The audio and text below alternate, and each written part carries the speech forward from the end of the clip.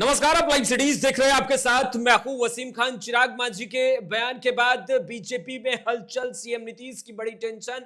जीतन राम मांझी ने एक बार फिर से बड़ा बयान दिया। देखिए, सत्ता में बैठे लोगों को बुरा लगता है, बयान दे रहे हैं जीतन राम मांझी। हमारे साथ वरिष्ठ पत्रकार रवि उपाध्याय सर हैं। सीधा सवाल लेंगे सर, घमंड के बाद, औकात की बात, और अब बुरा लगता है सत्ताधारी लोगों को। जीतन राम मांझी का यह बयान, यह दर्द, सर इसे कैसे देखा जाए? चुनावी वर्ष है। देखिए, निश्चित रूप से जीतन राम मांझी केंद्रीय मंत्री हैं। हिंदुस्तानी आवाम मोर्चा जो एनडीए फोल्ड में है उसके संरक्षक हैं, और ऐसे में उनका जो बयान, जो बीते कुछ दिनों से उनके बयान को अगर आप एक जगह देखेंगे तो वह बयान निश्चित रूप से एनडीए जो है, राष्ट्रीय जनतांत्रिक गठबंधन, उसको असहज करता हुआ दिखाई पड़ता है। और देखिए, सब कुछ अंडर कारपेट, सब कुछ आपको ठीक ही नजर आता है, किसी को भी ठीक नजर आएगा कारपेट के अंदर सब कुछ, लेकिन हलचल है, हलचल तेज है। हम बार बार इस बात को कह रहे हैं, हलचल है। अब हलचल तेज का मतलब यह समझने का आपको दिखाई नहीं पड़ रहा है, लेकिन आप जब उसको डिकोड करिएगा, जब एक चीज से डॉट मिलाइएगा, तो आपको सब कुछ स्पष्टता के साथ, पूरी क्लियरिटी के साथ दिखाई पड़ेगा। क्योंकि देखिए, जीतन राम मांझी का कोई बात कहना, किसी तरह की बात कहना, वह जो है सो एकदम मैसेजिंग है, वह मैसेज है, संदेश है, वो अपने अलायंस पार्टनर को और जो उनके अलायंस में सबसे बड़े दल हैं उनके लिए। अब देखिए, वह जो कह रहे हैं कि आजादी का 70 साल हो गया, हाँ। 70 से 75 साल, उसमें 70% ऐसे लोग हैं जिनको मूलभूत सुविधा भी, एक तरीके से कहें, आवास नहीं, शुद्ध पेयजल नहीं, तो मेडिकल फैसिलिटी नहीं, शिक्षा नहीं, स्वास्थ्य, तो यह सब जो बात कह रहे हैं वह किसको कह रहे हैं एकदम स्पष्टता के साथ।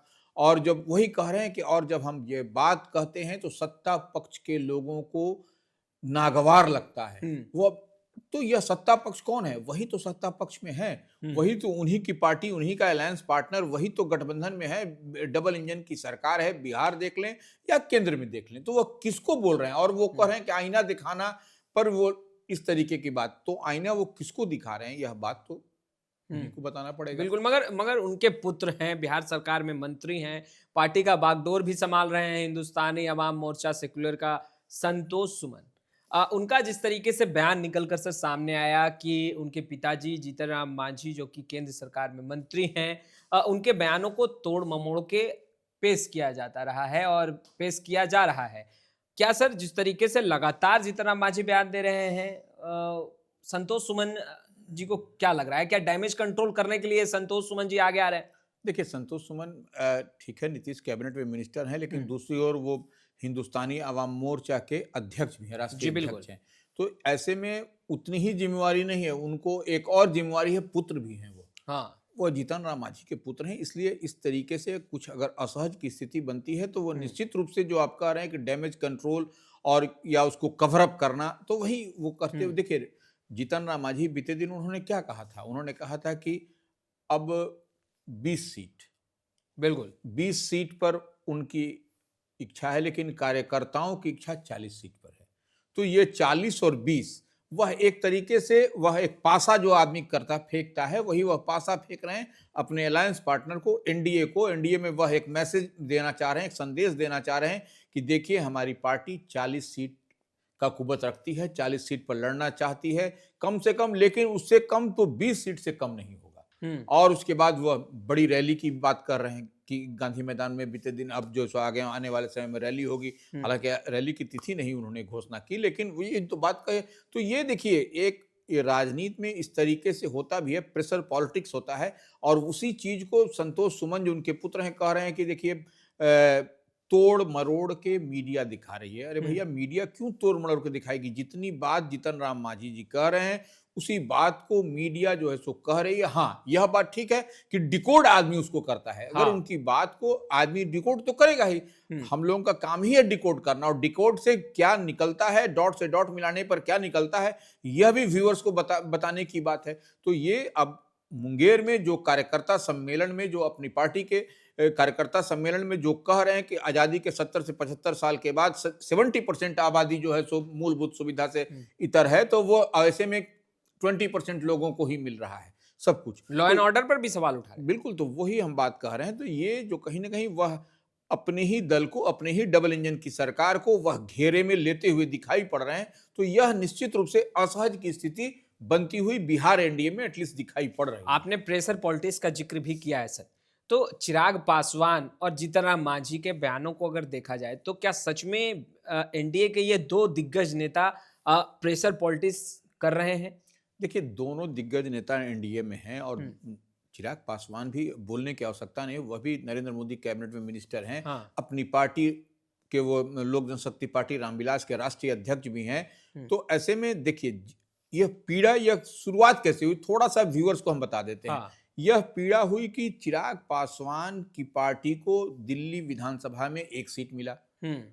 एक सीट उनको बीते दिन जब झारखंड झारखंड। विधानसभा का चुनाव हो रहा था वहां पर भी मिला, लेकिन जीतन राम मांझी को न तो दिल्ली में मिला न तो झारखंड में मिला। तो हाँ। यही पीड़ा हिंदुस्तानी आवाम मोर्चा के राष्ट्रीय संरक्षक केंद्रीय मंत्री जीतन राम मांझी की झलकती हुई दिखाई पड़ रही है। और स्वाभाविक तौर पर कोई भी अपनी पार्टी का बड़ा नेता है, उसको यह पीड़ा होगी उसको, क्योंकि देखिए, सवाल तो उनकी पार्टी के कार्यकर्ता उन्हीं से पूछेंगे। तो इस लिहाज से यह पीड़ा दिखाई पड़ रही है और यही टसन और यही कसमकस की स्थिति आपको एनडीए फोल्ड में दिखाई भी पड़ रही है। देखिए, सबसे बड़ी बात क्या है कि जीतन राम मांझी की इच्छा है कि वह जो विधानसभा का चुनाव जो इस बार होना है, उसमें बीते चुनाव में जो आपने देखा कि 7 सीट पर वह लड़े थे, 4 सीट उनका स्ट्राइक रेट रहा था।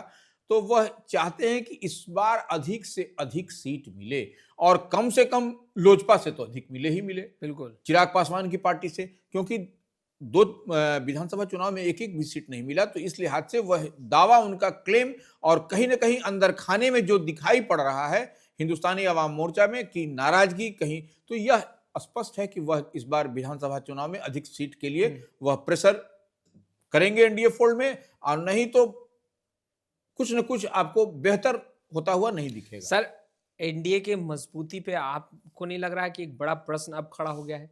जिस तरीके से एनडीए के तमाम नेता कहते नजर आते हैं कि एनडीए बहुत अटूट है, बहुत मजबूत है, 5 पांडव की जिक्र होता है, 5 पांडव जो हैं वो मिलकर जीतेंगे आगामी विधानसभा का चुनाव, और ऐसे में इस तरीके का बयान।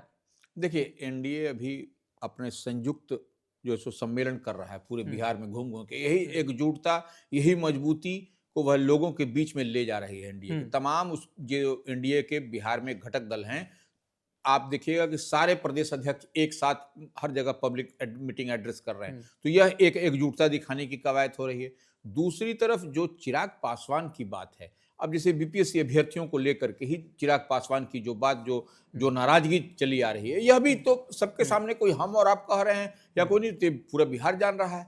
तो ये कहीं ना कहीं ये एक बड़ी बात है। दूसरी ओर आप देखिए कि जीतन राम मांझी, और दोनों ही दलित चेहरे हैं नरेंद्र मोदी कैबिनेट में, और दोनों बिहार से ही हैं। हाँ। तो इस लिहाज से बिहार में इस बार विधानसभा का चुनाव होना है, और ऐसे में इन दोनों की अगर यदि नाराजगी होती है, तो यह नाराजगी कैसे इन लोगों को दूर किया जाएगा, कैसे इन लोगों को असंतुष्ट किया जाएगा, कैसे सेटिस्फाइड किया जाएगा, यह भी एनडीए को यह सोचना और समझना होगा। इस तरह के बयान से क्या लगता है सर कि महागठबंधन को फायदा होगा? क्योंकि तेजस्वी यादव जिस बातों का जिक्र आज जितना मांझी ने किया कि आज़ादी के 70-75 साल बाद भी गरीब शोषित जो वर्ग है वो अभी भी बहुत ही परेशान है, अति पिछड़ा वर्ग बहुत परेशान है, न्याय नहीं मिल रहा, कई बातें उन्होंने कही है। तो फायदा देखिए, महागठबंधन को होगा? महागठबंधन को, इसको हम लोग ऐसे समझें, लालू प्रसाद यादव सामाजिक न्याय की बात कही जाती है, और वही बोलता है कि जो समाज के अंतिम अंतिम पैदान पर बैठे हुए व्यक्ति को अगर यदि किसी ने आवाज दी, तो लालू प्रसाद यादव ने आवाज दी। यह एकदम तो ये फैक्ट है। हाँ। आप किसी से बात करिए, तो ये और इस तरीके से जीतन राम मांझी का बयान आना, तो यह कहीं ना कहीं आपको महागठबंधन को इसमें एज मिलेगा, इस तरीके की बात होगी। और तेजस्वी यादव लगातार अपनी यात्रा पर हैं, और यात्रा के क्रम में आप देखिए कि तेजस्वी यादव उन्हीं सब मुद्दों को टच कर रहे हैं, उन्हीं सब विषयों को उठा रहे हैं जो कि आम आवाम से जुड़ा हुआ योजना, माने जो जितनी योजनाएं हैं उसको, आप अब योजना गिनाने की बात नहीं है, वो तो आप देखिए सामाजिक सुरक्षा पेंशन, हाँ। माई बहन मान योजना 2500, तो यह सब चीज कह रहे हैं। बिजली से जो लोग उपभोक्ता परेशान है, उनको करें, सरकार बनेगी तो 200 यूनिट बिजली फ्री, सब्सिडी गैस, तो यह सब जो है एकदम आम आवाम को कनेक्ट करने वाली चीज को तेजस्वी उठा रहे हैं। जिस तरीके से 2020 में उन्होंने, तेजस्वी यादव ने कहा था कि हम सरकार हमारी बनेगी तो पहली कलम से ही 10 लाख लोगों को रोजगार देंगे, और ये देखिए तुरुप का इक्का साबित हुआ था तेजस्वी यादव के लिए। आप देखिए कि 2020 के विधानसभा चुनाव में तेजस्वी का यही एक टैगलाइन जो पूरे चुनाव को इधर से उधर करता हुआ दिखाई पड़ा था, और 2020 में क्या परिणाम निकल के आया महागठबंधन के लिए, तेजस्वी यादव जबकि लालू यादव के एब्सेंस में। तो यह निश्चित रूप से अगर यदि इस तरीके से झोल झाल होगा तो यह गड़बड़ झाला होगा एनडीए के लिए। तो आपने सुना वरिष्ठ पत्रकार रवि उपाध्याय सर को। फिलहाल इस वीडियो में इतना ही। अब तक आपने हमारे चैनल को सब्सक्राइब नहीं किया है, तुरंत सब्सक्राइब कर ले। आपका बहुत बहुत शुक्रिया।